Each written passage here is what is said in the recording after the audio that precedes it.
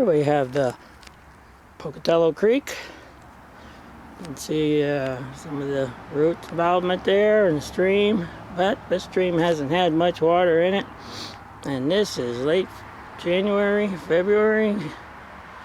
It's February, and look at that. There hasn't been water in this thing. Talk about water, Pocatello Watershed. Pocatello Creek is not contributing much because all it is dropping is soaking in the ground, which is good, but it sure isn't filling up the water tables because this stream would be flowing if the water table was full. Here we are reporting for the Pocatello Municipal Watershed. Here is Pocatello Creek in its lower reaches during high runoff period. This is February, and believe me, this is spring weather. And this is Pocatello Creek, high water in Pocatello Creek, 2015. It's going on the third year. What's important here is to look at what we're doing about saving water in the west. So here we are with this new housing development up here in D'Artagnan Drive. And here in this house, right at the corner, look at this. Now this is what you call adaptation to a water lacking regime.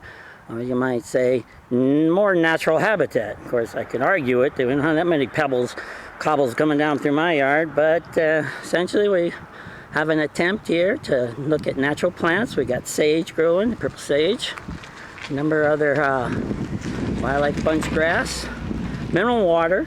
You don't see any what we call weeds.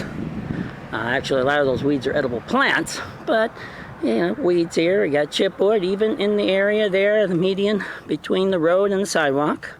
Chipwood, don't have to plant grass, no need to water. And there ain't no much water up here, and you have to pump it up here to get it or go way deep to get it. So again, we got a nice development here with people with foresight to have cobbles in their yards for maximum water catchment, helping of our aquifer. And you get little chipwood things designed quite well. Natural plants that basically don't need any watering either. They're pretty much natural here. And there's a lot, of course, what we call as a disturbed lot in the back.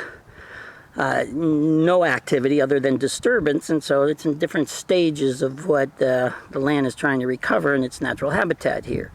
We go across Barton Road and you see more what natural is, because here's typical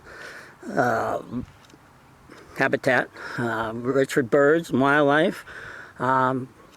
Possibly was used for grazing at one point. Maybe had some cows in there, but this is what it evolves into. This is our natural habitat. Has a variety of what we call sage-like plants.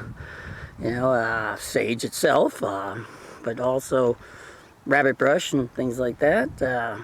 You know, important habitat for rabbits and the game animals. You get some other little tree there in the distance there. Obviously, it doesn't need any watering either.